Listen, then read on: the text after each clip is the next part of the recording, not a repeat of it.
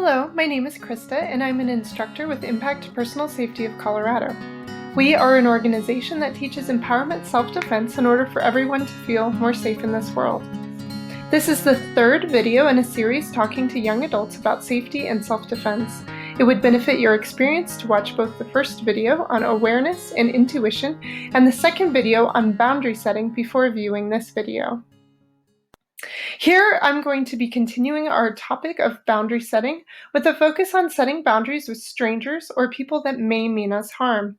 We will also discuss how boundary setting awareness and intuition can help mitigate situations when we encounter predatory behavior or are tempted to take risks.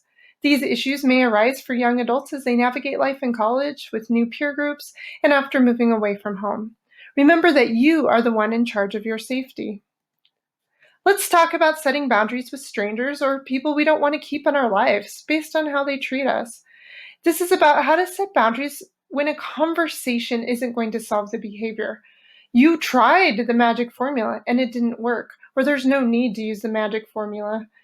I want to note here that not all strangers mean you harm, and not all people that you know are safe. Statistics show that 8 out of 10 sexual assaults are committed by someone known to the victim. So let's say someone's making you nervous. They're getting too close. They're bothering someone else, and you need to set a strong verbal boundary. So this person may mean you harm and is acting aggressively or in a predatory way, be they a stranger or a person you know. So what can you say to them? Here are some things. No! Stop! Don't come any closer. Go away. That's not right. I said no. You need to leave. Leave me alone. That's not funny. That's hate speech. That's harassment. Leave that person alone. In these situations, remember your foundations. Pay attention to what is going on and what your intuition is telling you. Another key, yell. If your intuition is going off and you or someone else's safety is at stake, or your life is in danger, or someone is assaulting you or someone else, remember your power. Use your voice. Yell loudly and clearly. Yell the word no. Yelling makes you a bad target. It's one of the easiest ways you can defend yourself. Even if no one is around, yelling will show the assailant that you are willing to defend yourself and therefore you're a bad target and they need to go away.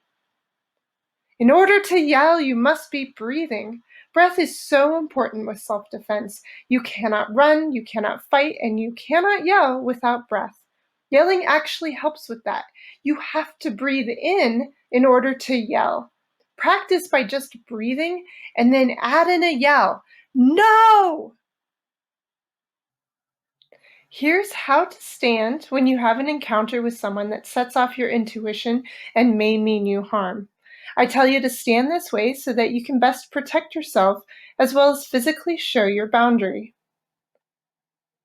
Bring your hands up. They can protect your face and your body. Keep your palms flat and neutral. Bring your right foot back for balance. Bend your knees slightly for balance as well. Keep your shoulders back. Square your body so you're facing forward. You're neutral. You're not provoking anyone, and you're standing your ground. So here are 3 things to think about when setting a boundary with a stranger or someone that means you bodily harm. It all depends on the circumstances, but you should keep these things in mind. 1, be aware. Use your awareness and intuition. What's going on? Remind yourself to pay attention to your surroundings, the other people around you, the behavior of the person confronting you, and follow your instincts. What do they want? Do they mean you harm, or do they just need help?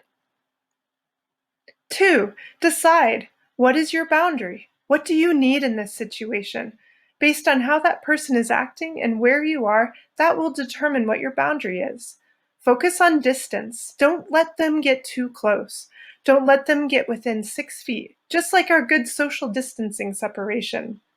Think of that distance with someone that means you harm. The further away you can keep them, the safer you can be. 3, action. What can you do?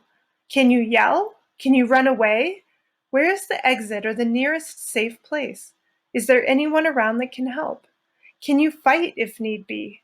What are you willing to do to keep yourself safe? Risk fighting them, hurting them or yourself? Risk going to jail? But you do need to take action. So these 3 tips for boundary setting with strangers that might mean us harm were being aware, deciding what your boundary is, and then acting. Now we will talk about predatory behavior in social situations. By this I mean sexual assault, drugging drinks, aggression, among others.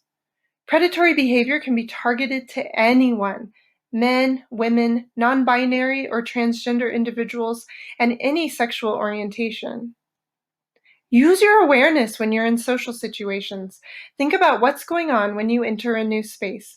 Connect with your intuition, even for a few seconds, and ask yourself, where are the exits? Where are the people who can help me? Do the same thing when you meet someone new. Connect with your intuition. Ask yourself, how do I feel around this person? If you don't know, or if they don't make you feel great, then pay attention to that feeling, even if they seem really nice. Take extra care around people who trigger your intuition. Again, even if it's someone you know. Lastly, help your friends out. You know your friends better than the bartender, and you know them better than the person they want to go home with.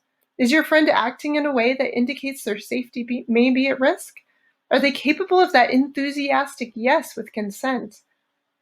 Do you get a creepy feeling from the person they're hanging out with? Part of boundary setting is being able to truthfully tell your friends when you are worried for their safety. This was a further discussion about boundary setting in social situations.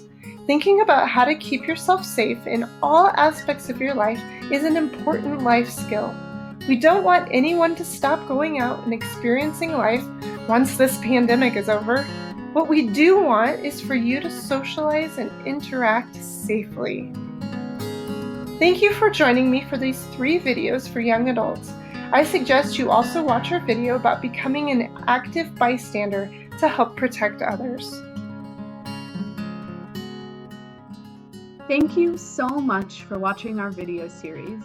Be sure to check out the next video and don't forget to follow us on Facebook and Instagram. Visit our website at impact-colorado.org for more information about online content and classes.